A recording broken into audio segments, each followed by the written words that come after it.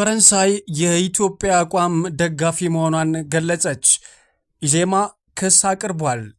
ጠበቅ ያለው የትምህርት ሚኒስቴር አዲሱ መመሪያ ምን ይዟል? ኢራንን ክፉኛ ያናደደው የአሜሪካና ቻይና ስምምነት ምን ይመስላል? ቦይንግ በታሪኩ ከፍተኛ ካሳ ሊከፍል ስለመሆኑም ዛሬ ከሰማናቸው ዋና ዋና ዜናዎች መካከል ይገኙበታል።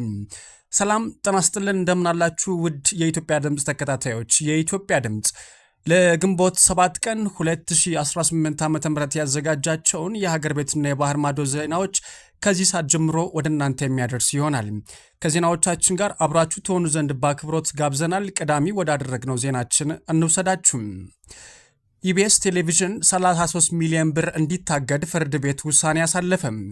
በከሳሽ አብሪኮም መልቲሚዲያ እና በተከሳሽ ሲልቨር ስፕሪንግ ኃላፊነቱ የተወሰነ የግል ማህበር መካከል ለተነሳው ክርክር ፍርድ ቤት ውሳኔ መስጠቱን ተሰምቷል።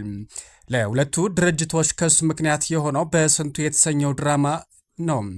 በስንቱ ድራማ ባለቤት የሆነው አብሪኮም መልቲሚዲያ ለፌዴራል ልደታ አንደኛ ንግድና ኢንቨስትመንት ፍትሐ ብሔር ችሎት ባቀረበው አቤቱታ መሰረትም ተከሳሹ ኢቢኤስ ቴሌቪዥን ያለ አግባብ ላሰራጨው የቪዲዮ ቪዥዋል ስራ የጉዳት ካሳ እንዲከፍለውም ጠይቋል። በመሆኑም ይህ ካሳ እስኪከፈለው ድረስም በፍትሐ ብሔር ስርዓት ቁጥር 154 መሰረትም እስከ 33 ሚሊዮን 128115 ብር እንዲታገድለት ጥያቄ ማቅረቡን የውሳኔ ግልባጩን ያሳያል። ተከሳሽ አቤቱታው ከደረሰው በኋላም ክርክር ያደረገም ሲሆን ፍርድ ቤቱም ግንቦት 4 ቀን 2018 በጉዳዩ ላይ ውሳኔ ሰጥቷል። በውሳኔውም ጉዳዩ በክርክር ላይ መሆኑ እንዳለ ሆኖም ተከሳሽ በክርክሩ ቢረታ ገንዘቡን ሊያሸሽ የሚችልበት እድል ከፍተኛ መሆኑን በማስገባትም እግዱ እንዲሰጥ መወሰኑን ለመረዳት ተችሏል። ፍርድ ቤቱ ባሳለፈው ትዕዛዝ ተከሳሽም ማለትም ከኢቢኤስ የባንክ አካውንት ላይ እስከ 33 ሚሊዮን ብር ሳይከፈል ታግዶ እንዲቆይና ይህ ትዕዛዝም ለሁሉም ባንኮች እግድ እንዲጻፍም ውሳኔ ያሳልፋል ነው የተባለው። የኤርትራ ማስታወቂያ ሚኒስትር አቶ የማነ ገብረ መስቀል የብልጽግና ፓርቲ በአፍሪካ ቀንድ አካባቢ እየተከተላቸው ያሉ ፖሊሲዎችና አቋሞች ቀጠናዊ ውጥረት እንዲፈጥር እያደረገ ነው ሲሉን ከሰሱም።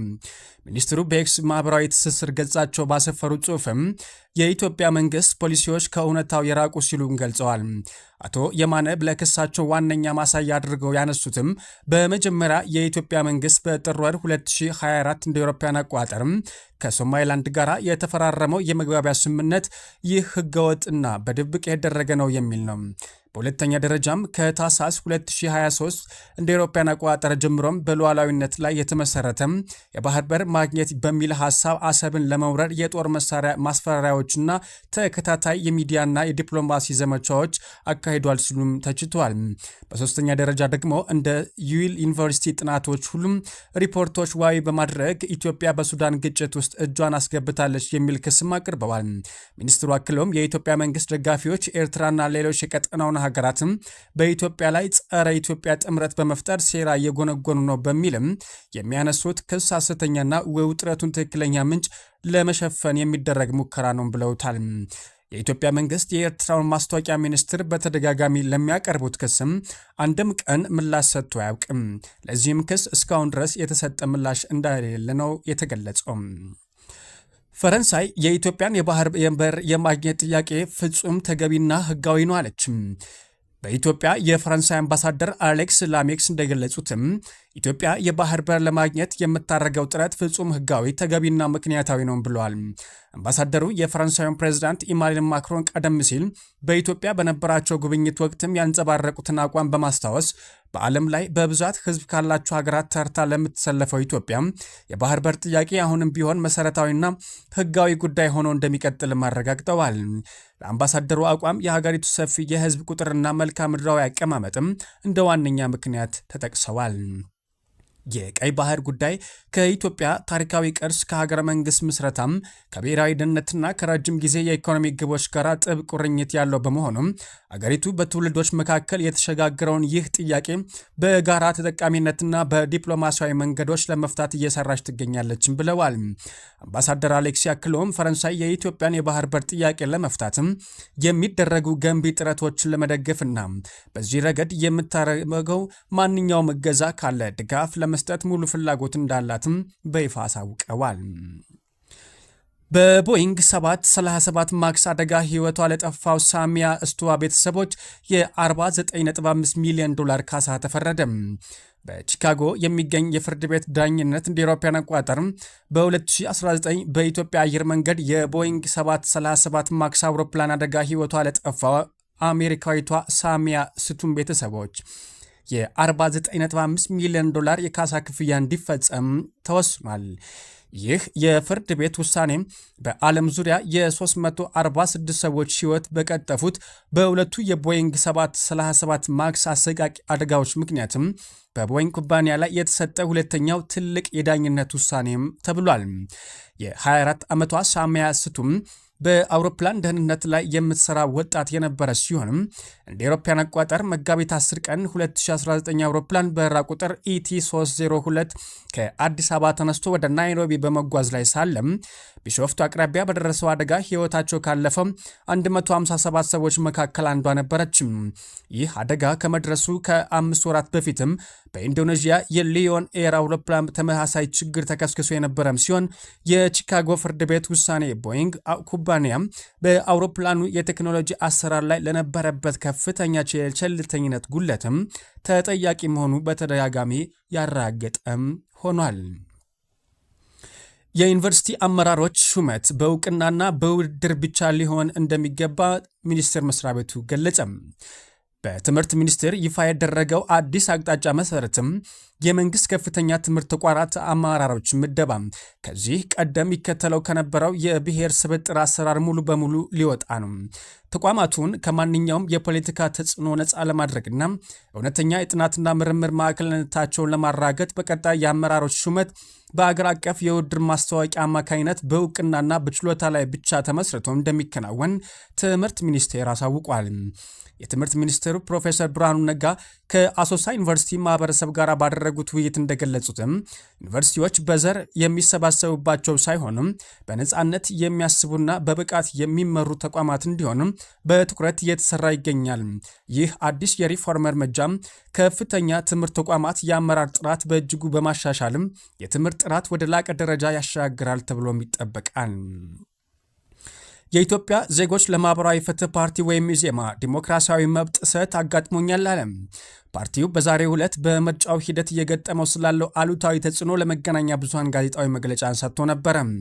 ይህንን ሲያስረዳም ህገ መንግስቱ ካስቀመጠው የመምረጥና የመመረጥ መብት በተጻረረ መልኩም የሐረሪ ክልል ህገ መንግስት የብሔር አባልነት መስፈርት አድርጎ አስቀምጧልም ብሏል። በምርጫው ለመወዳደር የሐረሪ ብሔረሰብ አባልነት መስፈርት አድርጎ በማስቀመጥ ለህዝብ ተወካዮች ምክር ቤት እጩነት ያቀረብነው ተወካያችን በሐረሪ ክልላዊ ጠቅላይ ፍርድ ቤት የወንጀልና ፍትህ ብሔር ችሎት ውሳኔ መሰረትም ከምርጫ ውጪ እንዲደረግ ሆኗል ብሏል። ፓርቲው በሰጠው መግለጫ ምርጫ በውርድም በዚህ እጩ ፋንታም ከኢትዮጵያ ዜግነቱ ይልቅ የግለሰቡ የዘውግ ማንነቱን የሚያሟላ እጩ እንድንተካ በፍርድ ቤቱ ውሳኔ መሰረት ትዕዛዝ ሰጥቶናል ሲልም ኢዜማ ቅሬታውን አሰምቷል።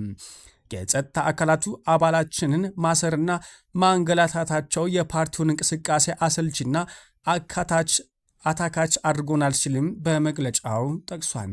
ለአብነትም በደቡብ ኢትዮጵያ በጋሞ፣ በኮሬ፣ በዳውሮና በአርባ ምንጭ ዞኖች እጩዎቻችንና አስተባባሪዎቻችን ያለምንም የህግ መሰረት ማሰርና በማንገላታት ላይ ይገኛሉም ብለዋል። በአሁኑ ወቅት እጩ ሆነው የቀረቡ አባሎች በምርጫ ቦርድ ግፊት ከእስር ቢለቀቁም ከመለቀቃቸው በፊትም የተፈጸሙ ህግን የጣሱ ተግባራት እንደነበሩ አሳውቀዋል። ሆኖም አሁንም ከህግ አግባብ ውጪ በእስር ላይ የሚገኙ አባሎቹም በአስቸኳይ ከእስር እንዲፈቱም ፓርቲው ጠይቋል። ወደ ውጭ ዜናዎቻችን ተሸነጋግረናል። ቻይና ከአሜሪካ ነዳጅ ለመግዛትና የንግድ አጋር ለመሆን መስማማቷን ተገለጸም። የአሜሪካው ፕሬዝዳንት ዶናልድ ትራምፕ በቤጂንግ ካደረጉት ታሪካዊ ጉብኝትና ከቻይና አቻቸው ሺ ጂንፒንግ ጋር ካካሄዱት ውይይት በኋላ ቻይና ከአሜሪካ ነዳጅ ለመግዛት መስማማቷን አሳውቀዋል። ፕሬዝዳንት ከሺ ጂንፒንግ ጋር ያደረጉት ይህንን ስብሰባ ስኬታማ፣ ታሪካዊና በዓለም አቀፍ ደረጃ ከፍተኛ እውቀት ያገኘ ሲሉም ገልጹም ሁለቱ ሀገራት ጠንካራ የንግድ አጋር ለመሆን መስማማታቸውንም ተናግረዋል። ለ2 ቀናት በዘለቀው በዚህ ከፍተኛ ውይይት ላይ በሁለቱ ሀገራት መካከል ያለው የንግድ ግንኙነት፣ የነዳጅ ሽያጭ እንደዚሁም የሆርሙዝ ሰርጥ መከፈት፣ የታይዋንና የኢራን ጉዳዮች ዋነኛ አጀንዳዎች ሆነው መነሳታቸውን ትራምፕ ጠቅሰዋል። ቻይና ከአሜሪካ ጋር ያላትን የንግድ ትስስር ለማጠናከር ብትስማማም በምላሹ ለአሜሪካ ያቀረበችው ፍላጎቶች ምን እንደሆኑ ግን ፕሬዝዳንት ትራምፕ ከመናገር ተቆጥበዋል። አፍሪካውያን ሴቶችን ያዋረደው የሊቱዌኒያ መማሪያ መጽሐፍ ዓለም አቀፍ ቁጣን ቀሰቀሰም። በአውሮፓ ህብረት አባል በሆነችው ሊቱዌኒያ ለ7ኛ ክፍል ተማሪዎች የተዘጋጀ የጂኦግራፊ መማሪያ መጽሐፍ አፍሪካውያንና እስያውያን ሴቶች ዝቅ አድርገው የሚመለከቱ ገለጻዎች በመሳሉ ከፍተኛ ዓለም አቀፍ ውግዘት አስነስቷል። መጽሐፉ ተማሪዎች የአፍሪካ፣ የታይላንድና የሊቱዌኒያ ሴቶችን ፎቶግራፍ ከአጸያፊ ታሪኮች ጋር እያዛመዱም የሚጠይቅም ሲሆን ከነዚህም መካከል ኤድስ የምትፈራና ለስራዋ ብቁ እንደማትሆን የምትሰጋ እንደዚሁም በመዝናኛ ስፍራዎች በሴተኛ ዳሪነት የምትሰራና በማህበረሰቡ የምትገለል የሚሉ እጅግ አሳፋሪና ዘረኛ ይዘቶችም ተካተውበታል ነው የተባለው። ይህንን የተዛባ አመለካከት ወላጆችና ተቺዎች ዘረኝነትና ጾታዊ አድሎን የሚያንጸባርቅ ሲሉም ነቀፋ አድርሰውበታል። በመጨረሻም ለኢራን መሳሪያ አንሰጥም፣ ነዳጅ መግዛታችን ግን እንቀጥላለን ስትል ቻይና ገለጸችም። ከአንድ ሰዓት በፊት የወጣ መረጃ እንደሚያመላክተው የአሜሪካው ፕሬዝዳንት ዶናልድ ትራምፕ የቻይናው ፕሬዝዳንት ሺ ጂንፒንግ ለኢራን ወታደራዊ ቁሳቁሶች እንደማታቀርብ እንደነገሯቸውን ገለጹ። ይሁን እንጂ ቻይና ከኢራን ነዳጅ መግዛቷን መቀጠል እንደምትፈልግ አክለው ተናግረዋል። ትራምፕ ለፎክስ ኒውስ ጋዜጠኛ ለሾን ሃንቲ በሰጡት ቃለ ምልልስም ወታደራዊ ቁሳቁስ እንደማይሰጡ ነግረውኛል፣ ይህ ትልቅ መግለጫ ነው ብለዋል።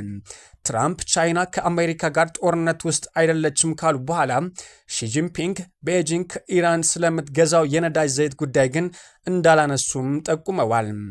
ከዚያ ከኢራን ብዙ ነዳጅ ይገዛሉ፣ ያንንም ማድረጋቸው መቀጠል ይፈልጋሉ ሲሉም ትራምፕ ሁኔታውን አስረድተዋል።